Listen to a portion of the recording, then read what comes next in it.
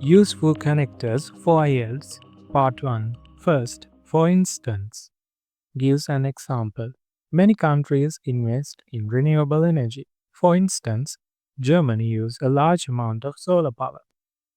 Second, as a result, consequence. The roads were flooded. As a result, the traffic was delayed for hours. In contrast, opposite comparison. City life is fast and stressful.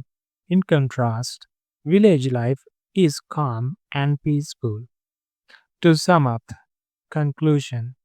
To sum up, technology has both benefits and drawbacks, but it is impossible to ignore in modern life.